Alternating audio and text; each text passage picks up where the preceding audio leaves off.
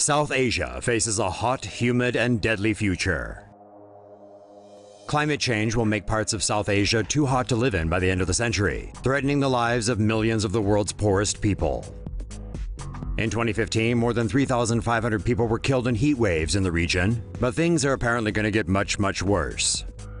The authors of a new study say densely populated agricultural regions in South Asia will experience increases in heat and humidity that will make them uninhabitable by the year 2100. The scientists say if climate change continues on its current trajectory, heat waves will cause the wet bulb temperature to rise to deadly levels in parts of India, Pakistan, Bangladesh, and Sri Lanka. Wet bulb temperature is calculated by combining temperature, humidity, wind speed, sun angle, and cloud cover to measure heat stress in direct sunlight. According to the study, by the year 2100, 75% of South Asia's population would experience wet bulb temperatures higher than 31 degrees Celsius, which is dangerous for humans.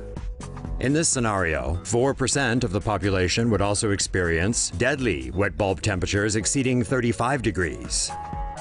South Asia is home to 1/5 of the world's population and has high levels of poverty.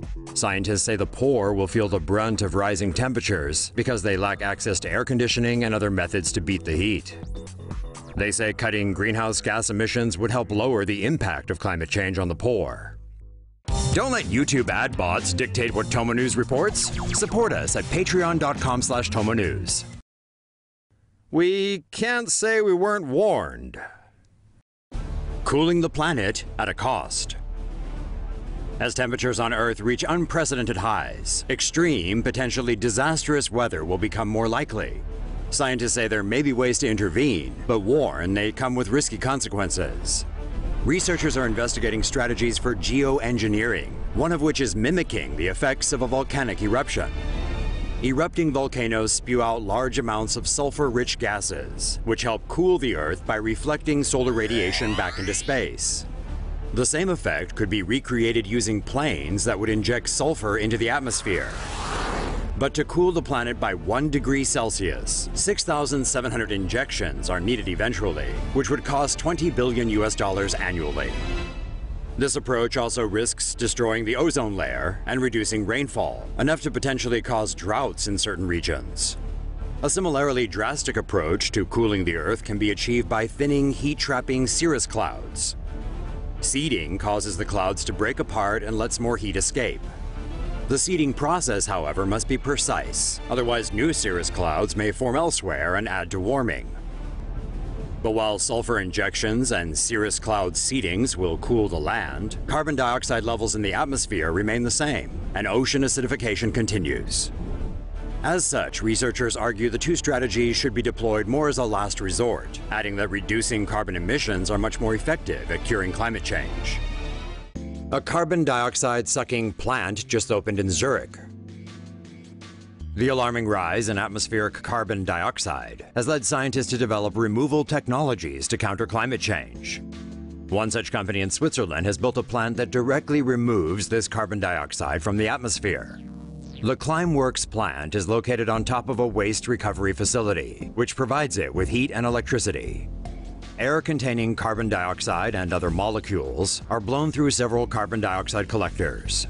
The plant currently has 18 such collectors, which are large boxes fitted with filters that capture more than 2,400 kilograms of carbon dioxide each day. Carbon dioxide binds to the amines in the filter, while other molecules pass through and return to the atmosphere. Once saturated, the filter is heated to 100 degrees Celsius, causing the carbon dioxide to unbind and be extracted.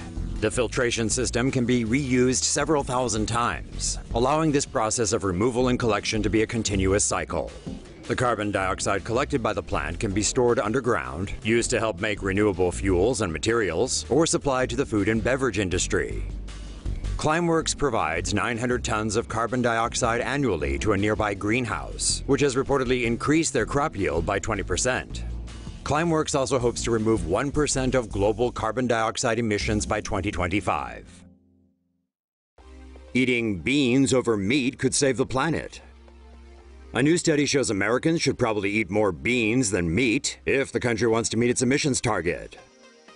Cows emit methane due to a digestive process known as enteric fermentation.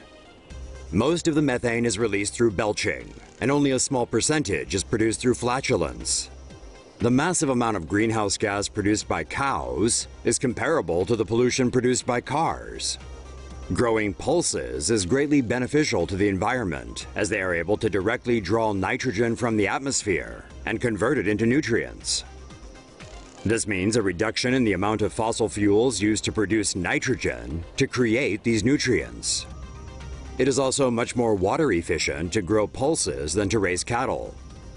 Beans also provide similar nutrients to the human body as beef, without the increased risk of developing type 2 diabetes, stroke, and colorectal cancer. Research shows changing the population's diet from beef to beans could help the U.S. meet its emissions target by 2020. Another study published in April recommended substituting meat with crickets and mealworms in order to reduce greenhouse gas emissions. Would you give up your juicy steaks for beans and worms? Hey Tomo Sapiens! Help us beat the ad bots by joining our Patreon News Squad at patreon.com/TomoNews. Carbon turned to stone in climate change breakthrough. Researchers in Iceland are hailing a potential game changer for climate change after successfully converting carbon to rock. The project could help to reduce global warming by burying the waste CO2 produced by burning fossil fuels. Scientists at the Hultasheyri geothermal power plant in Iceland have converted carbon dioxide into the volcanic rock basalt. Researchers pumped 230 tons of CO2 into rock 500 meters underground, dissolving the gas in water to prevent it from escaping. More than 95% of the gas turned to stone within 2 years, speeding up a natural process that takes hundreds or thousands of years.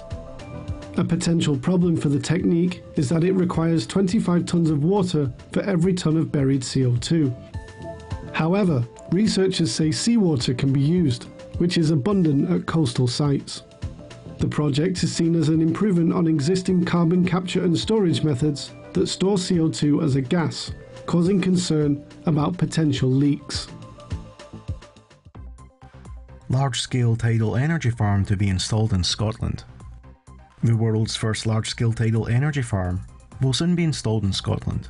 The 1.5 megawatt turbines stand at 16 metres tall and each have 3 8-metre long blades. 4 will be installed off the northern coast of Scotland between Caithness and Orkney. The turbines have a 360-degree yaw capacity, meaning they can rotate and operate as the wind changes direction. Developer Atlantis Resources hopes to install 269 turbines in the area, a move that could provide energy for 175,000 homes. According to the Scottish Government, the country holds 1/4 of Europe's offshore wind resources.